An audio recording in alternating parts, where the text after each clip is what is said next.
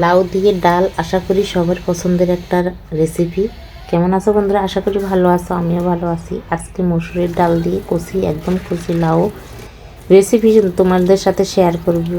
তো আশা করি তোমরা প্রথম থেকে শেষ পর্যন্ত ভিডিওটি দেখবে। ভিডিওটি ভালো লাগলে লাইক কমেন্ট শেয়ার করবে। যাই হোক, প্রথমে ডাল হাফ কাপের মতন ডাল নিয়ে নিলাম। এখন জল দিয়ে বসিয়ে দিলাম।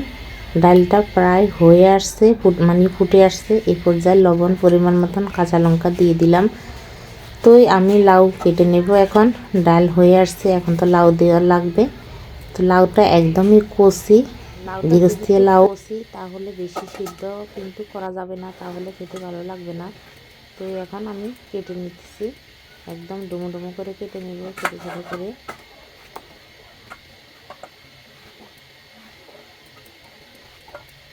তো এখন ডালের ভিতরে দিয়ে দেবো।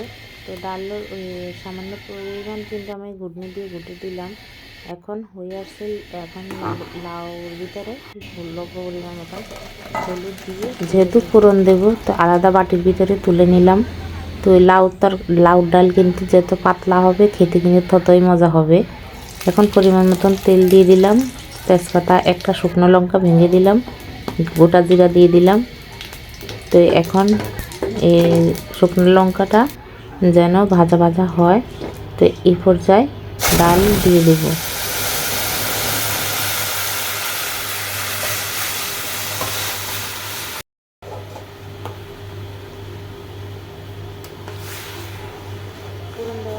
খানিক ফুটলে ধনেপাতা দিয়ে নামিয়ে নেব। তো বেশি কিন্তু আর রান্না করা যাবে না, তাহলে খেতে ভালো লাগবে না। যেহেতু একদমই কচি লাউ, ধনেপাতা দিয়ে দিলাম। তো এখন হয়ে গেছে, নামিয়ে নেব।